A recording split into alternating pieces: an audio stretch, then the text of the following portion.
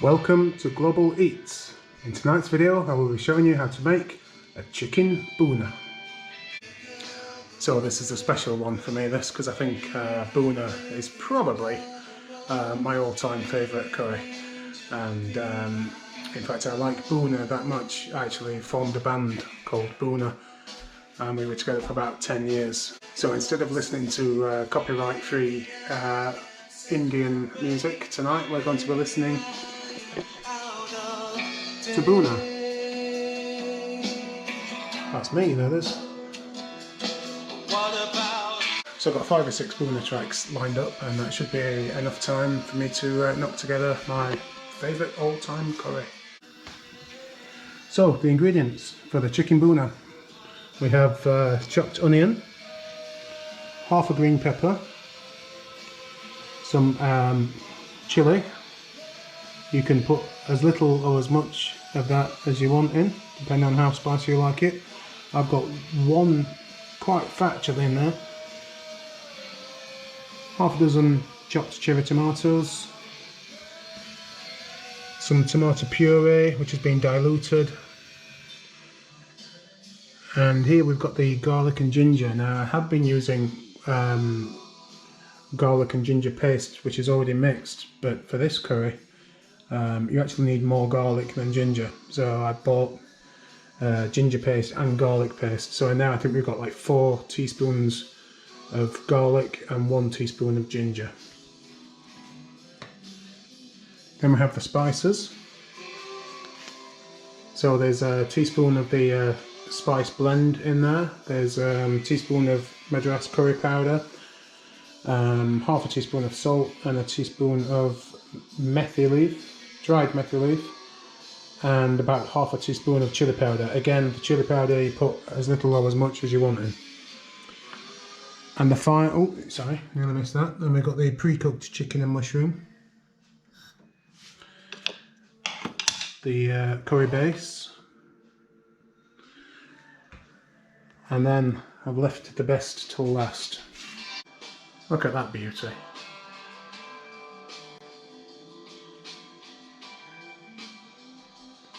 That's star anise, and I've been actually looking all over Sheffield for these little bad boys for the past few weeks. I did make a bhuna a few weeks ago without star anise, and I felt it missed it.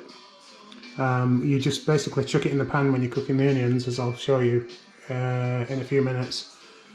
And but I couldn't get it anywhere. Osman International Food Store in Sheffield did have star anise, but they were huge bags and I really didn't need that much of it. But I managed to find it today. Can't remember the name of the place. I'll put maybe I'll put a comment or something here that tells you where I got them from. Anyway, look at that.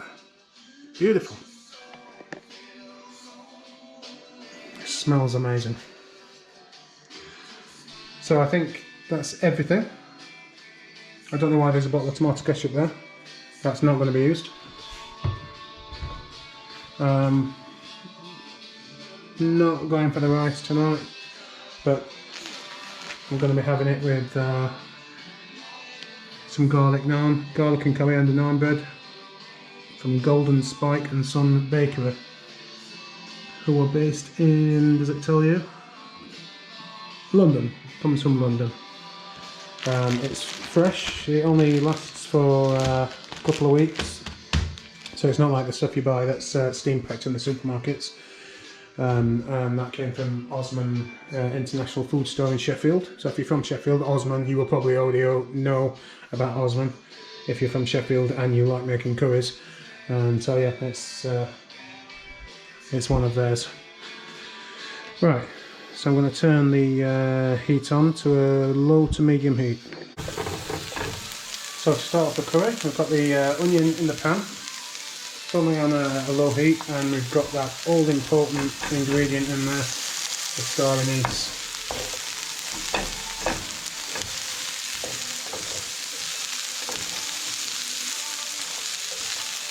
We'll see how much of a difference it makes to the flavour. The last bhuna I made didn't have it, and it was nice, but it just wasn't as nice as I remember it being. So it was the first curry I'd made since coming back from Southeast Asia, so it was the first one I'd made in about 2 years. But I just didn't feel right about doing the bhuna again without having the star anise in there. It only stays in there for the to cook off with the onions. So, but I think it really does flavour. I mean, it's a strong flavour, strong aniseed flavour. So it definitely does make a difference. It's not just, you know, psychological. It's not a placebo. So you don't want these onions to fry, you don't want them to burn, you just want them to soften and take in the flavours of the star anise. In fact, you can smell that. It smells amazing.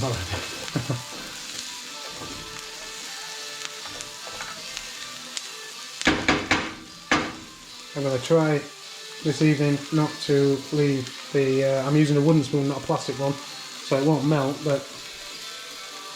So I'm going to try to remember not to leave the spoon in. I'm just going to leave that on a very low heat for a minute or two.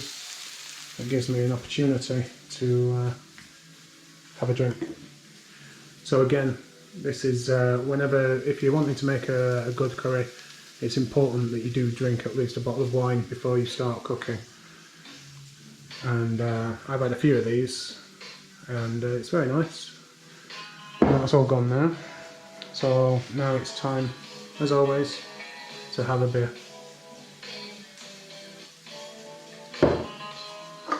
Quite a dull choice of beer tonight, Bar. It's alright, it's nothing special.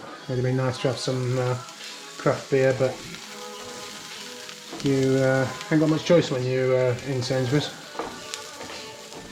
So tonight's video is brought to you with the help of the wroong t-shirt, which I'm not bothering to cover with the apron, even though my mum put it out for me, because tonight I've already actually spilt wine down myself twice, not once, and then when I was getting the tomato puree ready, I then dropped that all over the floor. So look, I've just left the spoon on the pan again. So yeah, it's everything that could go wrong has gone wrong so far tonight, so I need to be careful. Vlogging and cooking at the same time is not always a good idea. Right, I think those onions are looking good, so I'm going to chuck in now the green pepper.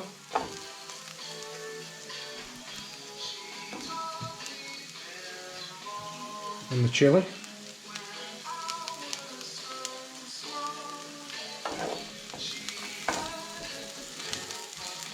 And at this stage, this is where the you can get rid of the star anise.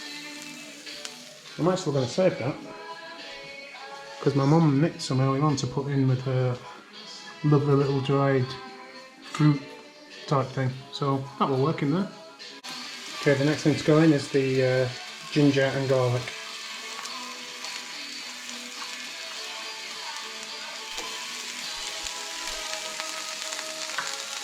And take it off the heat.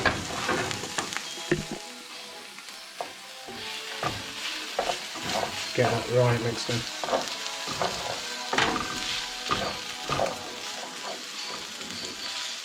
Oh, that's very smelly.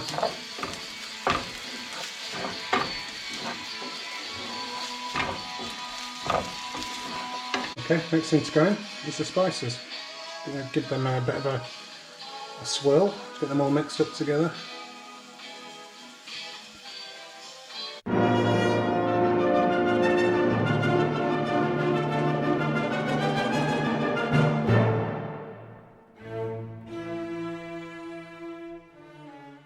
And just shake them around the pan and get all that mixed up.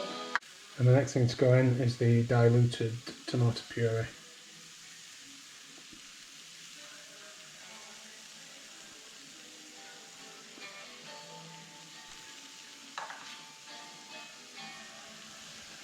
Get that all nice and mixed in. Okay, so the next thing to go in is the some of the curry base. So there's about 400, just over 400 millilitres in there. and I'm going to add about a third at this stage. You don't have to be exact, so that'll do. And then that all needs to be mixed in together. So once the chicken base is, the curry base has been cooking away for a couple of minutes, keep stirring and keep scraping at the sides. Scrape and stir. And if you've been watching my other videos, then you're probably fed up of hearing me talk about scrape and stir. But if this is the only video you've watched of mine, then this is important. So all the stuff that starts kind of caramelising at the sides, that needs to be pushed back in and stirred into the sauce. So once that's thickened, it's time for another ladle. So about half of what you've got left, and then you need to mix all that together and do the same thing again. So this is one of our most popular songs actually, See You In Your Dreams. It's quite an epic.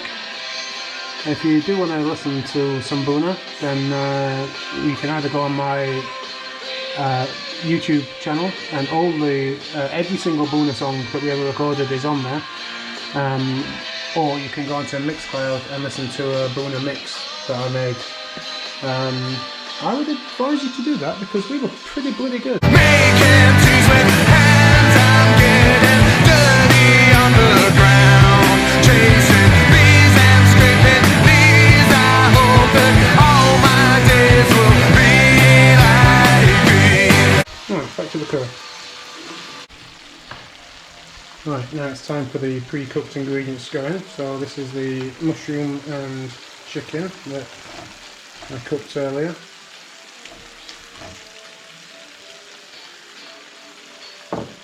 And also going in there is the chopped tomatoes. And it's time to give that a big stir. Okay, so that's all nice and mixed in. Bunna traditionally is quite a dry dish, but the BIR version of it does have much more gravy. So that's dry-ish. It's not got loads of gravy, but I've still got some base left, so that's going in now.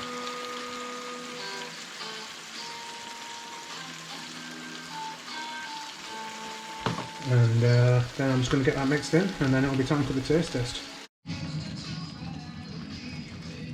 So here we go, the taste test. I'm just going to take a little bit of the sauce.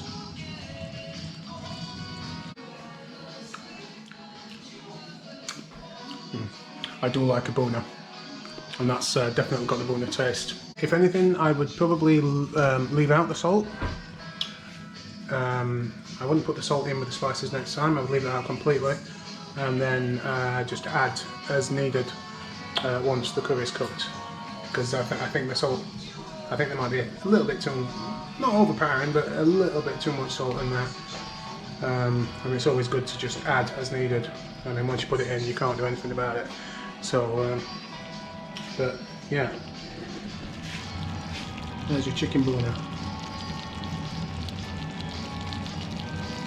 Done.